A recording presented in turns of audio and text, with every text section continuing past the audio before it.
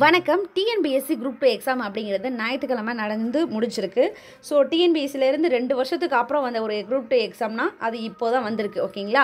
So இந்த group 2 exam எப்படி இருந்தது அப்படிங்கிறத நீங்கள் கமெண்ட் பாக்ஸில் மென்ஷன் பண்ணுங்கள். இந்த வீடியோவில் நம்ம என்ன பார்க்க போகிறோம் அப்படின்னு பார்க்குறதுக்கு முன்னாடி ஜென்ரல் தமிழ் சூஸ் பண்ணவங்களுக்கு இந்த குரூப் 2 அப்படிங்கிறது ஒரு பேரிடியாக தான் இருந்திருக்கும் அப்படின்னு எல்லாருமே சொல்கிறாங்க. ஸோ ஜென்ரல் தமிழ் எடுத்து எல்லாருமே எல்லா கமெண்ட்ஸ்லேயுமே என்ன பார்க்க முடியுதுன்னா, தமிழ் ரொம்ப கஷ்டம் compared to general English. So general இங்கிலீஷ்காரங்களுமே அவங்க ஈஸியாலாம் கொஸ்டின்ஸ் மார்க் எடுத்துட முடியாது. அவங்களும் 6th-லேருந்து 12th வரை இருக்கக்கூடிய எல்லாமே படிச்சிருப்பாங்க. ஆனால் தமிழை கம்பேர் பண்ணும்போது இங்கிலீஷ் அப்படிங்கிறது ஜென்ரல் இங்கிலீஷ் அப்படிங்கிறது எளிமையாக இருந்திருக்கு அப்படின்னு நிறைய பேர் சொல்கிறாங்க. ஓகேங்களா? சரி, நம்ம ஜென்ரல் இங்கிலீஷில் கணக்கு வேணாம். ஜென்ரல் தமிழ் ஸ்டூடெண்ட்ஸுக்கு வந்து ரொம்ப ரொம்ப டஃப்ங்க. ஸோ ஜென்ரல் தமிழ் ஒருத்தர் சூஸ் பண்ணார்னா அவர் 6th, 7th, 8th, 9th, 12th வரை இருக்கக்கூடிய தமிழ் புக்கு படிக்கிற வேண்டியது இருக்குது. உங்களுக்கு advance Tamil, advance 11th, advance Tamil, சிறப்பு தமிழ், 12ஆம் வகுப்பு சிறப்பு தமிழ் படிக்க வைக்க வேண்டியது இருக்குது. பழைய புத்தகங்களும் படிக்கிறாங்க. ஸோ இப்படி அதாவது ஜென்ரல் தமிழ் சூஸ் பண்ணோம்னா இது வந்து மிகப்பெரிய ஒரு பல்க் லோடு அப்படிங்கிற மாதிரி தான் மனசில் வந்து எல்லாருக்குமே இப்போது இந்த குரூப் 2 எக்ஸாமில் பதிஞ்சிருக்கு அப்படிங்கிறது உங்களுடைய பதிவுகள் மூலமாக நல்லாவே தெரியுது. ஸோ இந்த குரூப் 2 எதுக்குங்க இப்போ இந்த ஜென்ரல் தமிழை பற்றி நீங்கள் பேசுகிறீங்க அப்படின்னா, இந்த ஜென்ரல் தமிழுடைய இந்த கஷ்டம் அதாவது அந்த இம்பேக்ட் இருக்கு இல்லையா? ஸோ இந்த ஜென்ரல் தமிழில் நீங்கள் ஈஸியாக 85+ எடுக்கலாம் அப்படி நான் சொல்கிறேன். இது கூட நீங்கள் வந்து 85+ எடுக்க முடியுமா அப்படின்னு நீங்கள் கேட்கலாம். ஆனால் 85+, 80, 85+ எடுத்திருந்தீங்கன்னா ஒரு நல்ல ஸ்கோர். ஓகேங்களா? ஆனால் ரிமைனிங் இருக்கக்கூடிய 10லேருந்து 15 கொஸ்டின்ஸ் அப்படிங்கிறது ரொம்ப கஷ்டம். நமக்கு ஜிஎஸ் ஜென்ரல் தமிழுக்கு ஜிஎஸ் எவ்வளோ கஷ்டமோ அதுக்கு கொஞ்சம் குறைவாக தமிழில் இருக்கக்கூடிய ஒரு 15 கொஸ்டின்ஸும் கஷ்டம்தான்.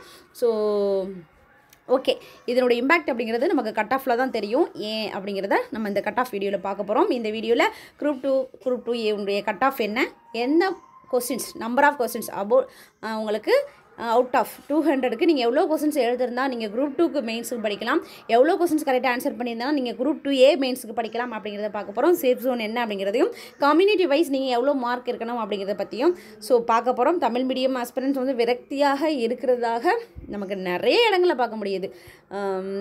ஒருத்தர் வந்து 2022 மெயின்ஸில் விட்டுருப்பாங்க, லாஸ்ட்டு குரூப் 2 மெயின்ஸில் விட்டுட்டு இந்த டைமாவது நம்ம ப்ரிலிம்ஸில் பாஸ் பண்ணி இந்த குரூப் 2 விடக்கூடாதுன்னு நம்பிக்கையோடு படித்த பல பேருக்கு இந்த குரூப் 2 எக்ஸாம்ஸும் அப்படிங்கிறதும் கொஞ்சம் வருத்தம் அப்படின்னு நான் சொல்கிறேன். ஸோ அது அவங்க இடத்துல இருந்து பார்த்தா தான் அதனுடைய இது தெரியும். சரி, நம்ம வீடியோக்குள்ளே போகலாம். ஓகேங்க, நம்ம கட் ஆஃப் பார்க்கலாம். சரிங்களா? ஸோ கட் ஆஃப் சில பேருக்கு வந்து வருத்தமாக கூட இருக்கலாம். ஆனால் நம்ம என்ன பண்ணுறது, ஒரு டிஎன்பிஎஸ்சி நம்ம எடுத்துட்டோம் அப்படின்னா இந்த இதிலேருந்து டிஎன்பிஎஸ்சியில் பாஸ் பண்ணவும் முடியாமல் இதை விட்டு வெளியே போகவும் முடியாமல் இருக்கிறவங்களுடைய வேதனை அப்படிங்கிறது லாஸ்ட்டு ஒரு வீடியோ கொடுத்துருந்தேன். அதில் நல்லாவே தெரிஞ்சிச்சு. எல்லாருமே ஒஸ்ட்டு டஃப், ரொம்ப எக்ஸாம் வந்து ரொம்ப டஃப்பாக இருந்தது அப்படிங்கிற மாதிரிலாம் சொல்லியிருந்தீங்க. சரி, நம்ம இந்த வீடியோவில் கட் ஆஃப் பார்ப்போம். ஸோ ஜென்ரல் இங்கிலீஷ் எடுத்திருந்தவங்க வந்து ஓரளவுக்கு அவங்களும் கஷ்டப்படாமலாம் இல்லைங்க. அதுக்காக நம்ம ஜென்ரல் இங்கிலீஷ் படித்தவங்களாம் ஈஸியாக மார்க் எடுத்துட்டாங்கன்னு நம்ம சொல்ல முடியாது. அவங்களும் கஷ்டப்பட்டு 6th-லேருந்து 12th வரை இருக்கக்கூடிய ஸ்கூல் புக்ஸ்லாம் படித்தாங்க. ஆனால் நம்ம கம்பேர்ட் டு தமிழ் மீடியம், நான் தமிழ் மீடியத்துக்கு படிக்க வேண்டிய விஷயம் அப்படிங்கிறது நிறைய இருக்குங்க. அவங்க ஒரு இடத்துல எவ்வளோ தான் அவங்களும் படிப்பாங்க அப்படிங்கிற மாதிரி இருக்குது. சரி, நம்ம பார்க்கலாம். நெக்ஸ்ட் டைம் நமக்கு டிஎன்பிஎஸ்சி ஒரு நம்பிக்கையான வார்த்தை அப்படிங்கிறது வரும் நம்ம நினைக்கலாம். இப்போ நம்ம கட் ஆஃப் பார்க்கலாம். சரிங்களா? ஸோ கட் ஆஃப் அப்படிங்கிறது ஜென்ரலாகவே நான் சொல்லிடுறேன். பொதுவாக கட் ஆஃப் நீங்கள் வந்து குரூப் 2 டிஸ்கிரிப்டிவ் டைப் எழுதணும். அதாவது டிஎன்பிஎஸ்சி குரூப் 2 ஓகேங்களா, குரூப் 2 டிஸ்கிரிப்டிவ் டைப் நீங்கள் எழுதணும் அப்படின்னா நீங்கள் above 158+, ஓகேங்களா, இது ப்ளஸ் தான், நான் மைனஸ் சொல்ல மாட்டேன். ஓகேங்களா? ப்ளஸ் இருந்தீங்கன்னா நீங்கள் குரூப் 2 டிஸ்கிரிப்டிவ் டைப்லேயே நீங்கள் எக்ஸாம் எழுதலாம். ஓகேங்களா? நீங்கள் குரூப் 2 மெயின்ஸுக்கு செலக்ட் ஆகிறதுக்கு அதிகமான வாய்ப்புகள் இருக்குது. 158னா நீங்கள் வந்து என்ன பண்ணலாம், கவலையப்பட வேணாம். ஆனால் சிலர் வந்து கமெண்ட்ஸில் வந்து நீங்கள் above 150 இருக்கீங்கன்னா நான் வந்து 150 இருக்கேன், 158 இருக்கேன், நான் 160 இருக்கேன், நான் மெயின்ஸுக்கு ப்ரிப்பேர் பண்ணலாம் அப்படின்லாம் கேட்காதீங்க. ஏன்னா உங்களை விட நீங்கள் 120 இதெல்லாம் இருக்கிறவங்க கம்பேர் டு அதாவது 2022 கம்பேர் பண்ணும்போது சில பேர் வந்து இந்த குரூப் 2 ஈஸிலாம் சொல்லிட்டு இருக்காங்க. ஆனால் கிடையாது. 2022 கம்பேர் பண்ணும்போது இந்த எக்ஸாம் அப்படிங்கிறது ரொம்ப ரொம்ப டஃப். 2022 ஈஸி. ஆக்சுவலி 2022 குரூப் 2 அப்படிங்கிறது கஷ்டம் அப்படின்னு அந்த 2022 சொன்னோம். ஆனால் இந்த குரூப் 2 தான் ரொம்ப கஷ்டம். சரிங்களா? சரி, ஸோ ரொம்ப கஷ்டமாக இருக்குது. ஜென்ரல் இங்கிலீஷ் வந்து நீங்கள் ஈஸியாக உங்களுக்கு இங்கிலீஷில் வந்து நீங்கள் 90+ அப்படிங்கிறது உங்களுக்கு கொடுத்துருவீங்க. ஸோ தமிழ் மீடியம் ஸ்டூடெண்ட்ஸுக்கும் இதில் கட் ஆஃபில் வரும். சரிங்களா? ஸோ நீங்கள் 150+ இருந்தீங்கன்னா நீங்கள் செலக்ட் ஆகிடுவீங்க. மொத்தம் நமக்கு வந்து 500 குரூப் 2 போஸ்டிங் இருக்குது. 1:10 அப்படிங்கக்கூடிய ரேஷியோவில் உங்களுக்கு ஒரு 5000 பேரான உங்களுக்கு மெயின்ஸுக்கு செலக்ட் பண்ணுவாங்க.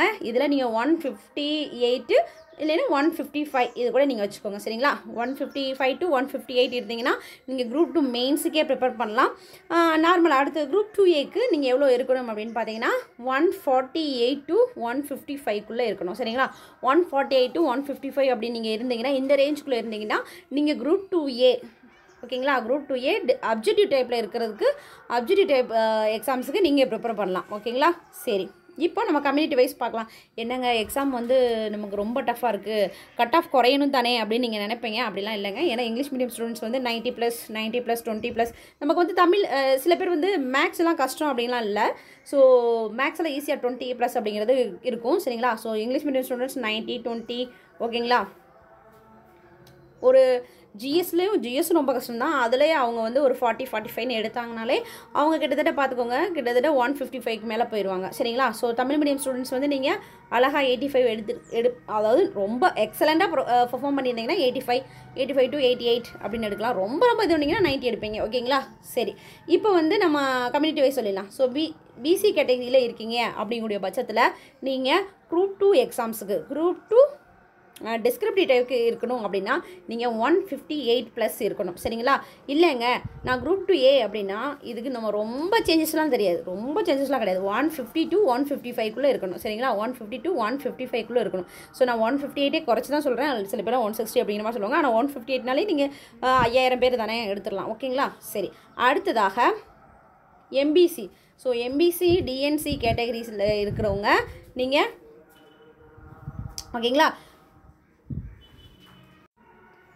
ஸோ நீங்கள் வந்து பார்த்தீங்கன்னா குரூப் 2 டிஸ்கிரிப்டிவ் டைப்பில் இருக்கணும் அப்படின்னா நீங்களும் 158 தான். ஸோ நமக்கு மேக்ஸிமம் ரொம்பலாம் சேஞ்சு அப்படிங்கிறது வராது. 155 to 158 தான் சரிங்களா. அடுத்ததாக பார்த்தீங்கன்னா இதுவே நீங்கள் குரூப் 2A அப்படின்னீங்கன்னா 150 to 152 அந்த ரேஞ்சில் இருந்தீங்கன்னா உங்களுக்கு 2A கிடைக்கிறதுக்கு வாய்ப்புகள் இருக்குது சரிங்களா. அடுத்ததாக பிசிஎம் ஒரு 155 குரூப் 2க்கு. குரூப் 2Aக்கு பார்த்தீங்கன்னா ஒரு 149 to 150 ஓகேங்களா. அடுத்ததாக பார்த்தீங்கன்னா SC/ST 150 குரூப் 2க்கு சரிங்களா. இதுவே குரூப் 2Aக்கு வந்து 145லேருந்து ஒரு 148க்குள்ளே ஓகேங்களா. அடுத்ததாக ACA இதுவும் அதே ரேஞ்சு தான், 149, 150 அந்த ரேஞ்சு. இதுவே குரூப் 2A அப்படின்னா 143, 145 to 148 அப்படி அந்த ரேஞ்சுக்குள்ளே வரும் சரிங்களா. நீங்கள் பிஎஸ்டி மார்க் இருந்தீங்கன்னா இதிலேருந்து ஒரு -5 மார்க்ஸ் நீங்கள் வந்து மைனஸ்லேருந்து -5 or 10 மார்க்ஸ் உங்களுக்கு வந்து 10 கொஸ்டின்ஸ் வந்து லெஸ் ஆகும், அவ்வளோதான். ஸோ இதுதான் கட் ஆஃப் சரிங்களா. ஸோ இதுதான் சேஃப் ஜோன். இதுக்கு கீழே இருக்கீங்க நீங்கள் வந்து 130 இருக்கீங்க அப்படின்னா 130க்கு கீழே இருந்துட்டீங்கன்னு வச்சுக்கோங்களேன். ஸோ 130 கூட நான் என்ன கேட்டால் ஒரு தமிழ் மீடியம் ஸ்டூடெண்ட்ஸாக இருந்து நீங்கள் 135, 138, 140, 145 அப்படிலாம் இருந்தீங்கன்னா இது ஒரு நல்ல ஸ்கோருங்க. தமிழ் மீடியத்தில் நீங்கள் இவ்வளோ ஸ்கோர் எடுக்கிறது மிகப்பெரிய நல்ல ஸ்கோர் சரிங்களா. நம்ம கஷ்டமாக தான் இருக்கும், ஆனால் நம்ம என்ன பண்ணுறது. ஆனால் நமக்கு இன்னும் அஃபிஷியல் ஆன்சர் கீ வரல. இதில் ஒரு நல்ல விஷயம் என்னென்னு பார்த்தீங்கன்னா அஃபிஷியல் ஆன்சர் கீ வந்த பிறகு இப்போ யாரெல்லாம் 156 அப்படின்னு சொல்கிறாங்களோ அவங்களுக்கே சில சமயங்களில் கொஸ்டின்ஸ் வேரியேஷன் அப்படிங்கிறது அந்த மார்க் வேரியேஷன் அப்படிங்கிறது நடக்கும் சரிங்களா. ஸோ அதனால் கவலைப்படாதீங்க. நமக்கு என்ன நடக்குதோ நம்ம கவலைப்படாதீங்கன்னு எதுவுமே நம்ம சொல்ல முடியாது. எல்லாருக்கும் அவரோட இடத்துல இருந்து பார்த்தா தான் தெரியும். ஸோ இதுதான் கட் ஆஃப் வரும் அப்படிங்கிறது யாராலையும் சொல்ல முடியாது. நம்மளே தோராயமாக தானே சொல்கிறோம் சரிங்களா. ஸோ லாஸ்ட் டைம் இருந்த கொஸ்டின்ஸுக்கும் இப்போ இருக்கக்கூடிய கொஸ்டின்ஸுக்கும் லாஸ்ட் டைம் இருந்த கொஸ்டின்ஸை விட இந்த டைம் இருக்கிற கொஸ்டின்ஸ் கஷ்டம். ஈஸின்னு சொன்னீங்கனாலும் அது நம்ப முடியாது, கஷ்டம். ஏன்னா இது எத்தனை பேரோட வாழ்க்கையை தீர்மானிக்கும் அப்படின்னு சொல்லிட்டு லாஸ்ட் டைமில் விட்டவங்க எல்லோரும் இந்த எக்ஸாமில் பிடிக்கணும் அப்படின்னு கஷ்டப்பட்டு படிச்சிருப்பாங்க. ஆனால் இந்த ஜிஎஸ் கொஸ்டினாக இருக்கட்டும், தமிழில் இருக்கக்கூடிய சில கொஸ்டின்ஸாக இருக்கட்டும், அதை பார்த்த உடனே ரொம்ப வருத்தமாக இருப்பாங்க. இதை பார்த்து நிறைய மீம்ஸ்லாம் வந்துருச்சு. ஸோ இதுதான் கட் ஆஃப். ஸோ 130 to 140 இருந்தீங்கனாலே இது உங்களுக்கு ஒரு நல்ல ஸ்கோர் தான். இதை வந்து நான் என்ன சொல்லுவேன்னா, நீங்கள் வேறு எக்ஸாம்ஸ் படிக்கிறீங்க, வேறு எக்ஸாம் வந்து ப்ரிப்பேர் பண்ணுறீங்க, இப்போதைக்கு வேறு எதுவும் எக்ஸாமே இல்லை அப்படின்னா நம்ம ஃபேமிலி நம்மளால் எதுவும் பண்ணணும்னா பெட்டர் நீங்கள் ஏதாவது ஒரு ஜாப் வந்து சூஸ் பண்ணிக்கலாம் அப்படிங்கிறது என்னுடைய ஐடியா. ஸோ இது வந்து டிமோட்டிவேட் பண்ணுறதுக்கோ எதுக்கோ கிடையாது. நம்ம வந்து இதிலே நம்ம லைஃப்பை அப்படியே கொண்டு போகிறதுக்கு நம்ம பக்கத்தில் ஒரு பார்ட் டைம் ஒர்க் பண்ணிவிட்டு நீங்கள் படிச்சிங்கனாலும் ஓகே அப்படிங்கிறது ஓகேங்களா. ஸோ இது வந்து உங்களுடைய விருப்பம். அடுத்து வரக்கூடிய எக்ஸாம்ஸில் கிளியர் பண்ணுறதுக்கு வாழ்த்துக்கள். நன்றி.